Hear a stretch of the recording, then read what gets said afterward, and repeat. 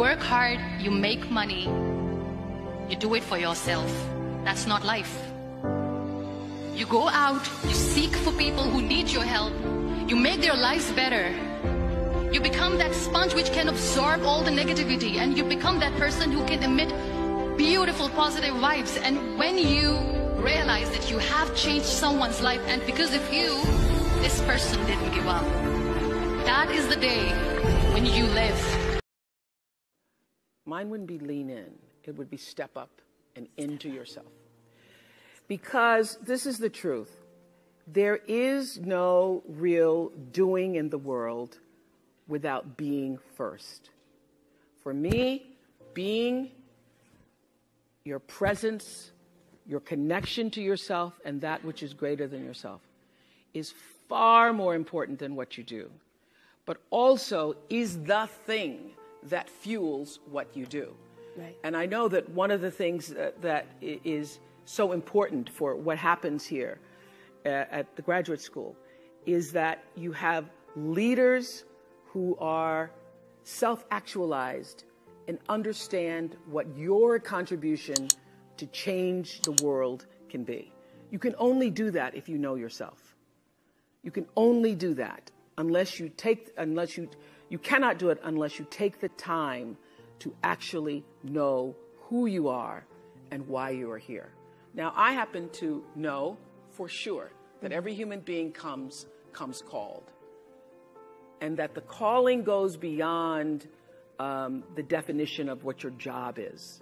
That there is an innate, supreme moment of destiny for everybody. And that's why when I was in Baltimore, I could feel this isn't it. Mm-hmm. This isn't it. And then in Chicago, after 25 years of success on the show, I started to feel this isn't it. There's something more, something more, something more that's calling me to what is the supreme moment. And everybody has that. And you cannot fulfill it unless you have a level of self-awareness, to be connected to what is the inner voice or the instinct. I call it your emotional GPS system that allows you to make the best decisions for yourself. And every decision that has profited me has come from me listening to that inner voice first. And every time I've gotten into a situation where I was in trouble, it's because I didn't listen to it. I overrode that voice, that instinct, with my own head, my own thinking. I tried to rationalize it. I tried to tell myself, but okay, you're going to make a lot of money. Oh no. And so I sit here, profitable, successful by all the definitions of the world. But what really, really, really resonates deeply with me is that I live a fantastic life. My inner life is really intact. I live from the inside out. And so everything that I have because I let it be fueled by who I am and what I realize my contributions to the planet could be. And what my real contribution is, it looks like I was a talk show host. It looks like, I'm in the movies. It looks like, I have a network. But my real contribution, the reason why I'm here, is to help connect people to themselves and the higher ideas of consciousness. I'm here to help raise consciousness. So my television platform was to help raise consciousness. In the beginning, I didn't realize that. I thought, oh my God, I got a show!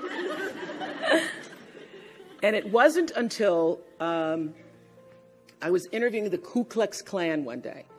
And can you imagine, all the great lessons come from things that are sometimes challenging. I was interviewing the Ku Klux Klan, and I thought, as an African-American, I'm going to get them. I'm going to show for every Jewish person, for every person who's been discriminated against. And during the commercial break, I saw the Klan exchanging signals and looks at each other. And then something inside, that instinct, I thought, I am doing nobody any good. They are loving this. They are using me. I think I'm doing an interview. They are using me. I did not know it at the time. I brought them on, actually, those same guys back for my last year. And they told me that they used that show for their recruitment. I could feel that happening. And I made a decision after that show. I'll never do anything like that again. I'll never let my platform be used, and I will not be used. And at the time, in the 90s, early 90s, everybody was doing confrontational television. And I thought I was above the fray, because I'm not like Jerry Springer. I don't do that. So in my egoic delusion, I thought, because I am not that bad, I'm really not bad. But I was doing confrontational television. I thought I was exposing men with affairs. We happened to have a guy on who was talking about how he'd had an affair with his wife, and he was crazy enough to come on with his wife and his girlfriend. People ask me, why do people do that? It's because nobody ever asked him. So you say, would you come on with your wife and your girlfriend? He goes, sure. He was thinking. He was thinking. So he comes on with the wife and the girlfriend. This is a life-changing moment for me, the Klan and this moment. The wife is there, he's in the center, and the girlfriend. And he tells his wife, he announces, we were live television at the time, and he announced that to the world and to his wife, that his girlfriend was pregnant. And I did, you see her face? Your mouth's open right there.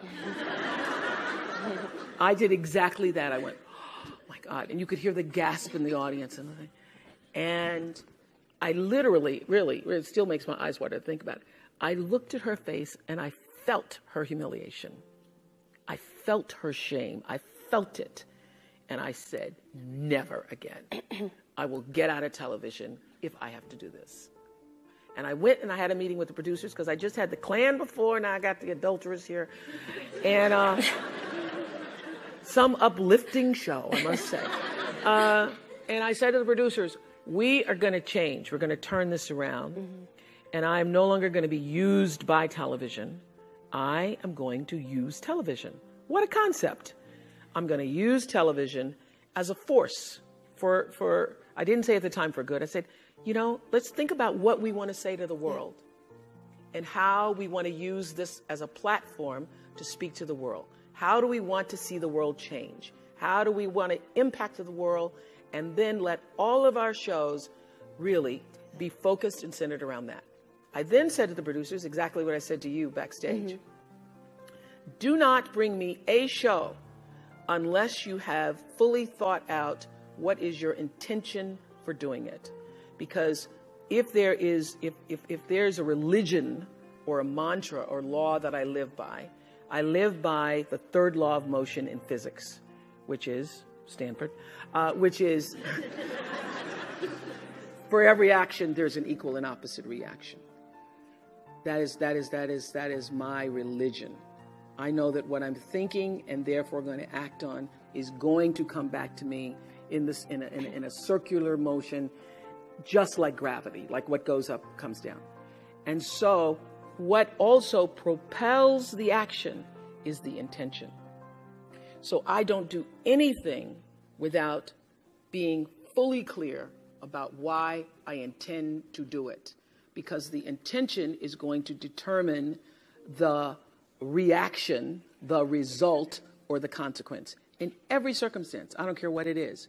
So I said to my producers, come to me with your intention at whatever it is, whatever shows you're proposing, whatever ideas you're proposing. And then I will decide based upon the intention, do I really want to do that? Is this how we want to use this platform? And that really is the secret to why we were #1 all those years, is because it was an intention-fueled, intention-based, coming out of purposeful programming. Yep. Yeah, that's what it was. Great. And mine wouldn't be lean in. It would be step up and into yourself. Because this is the truth. There is no real doing in the world without being first.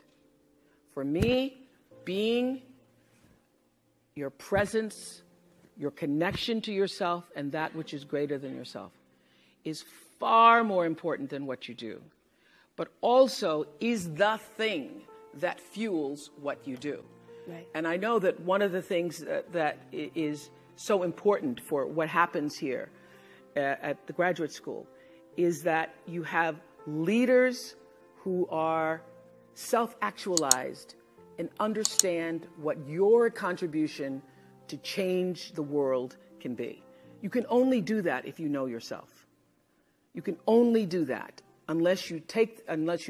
you cannot do it unless you take the time to actually know who you are and why you are here. Now, I happen to know for sure that every human being comes called, and that the calling goes beyond the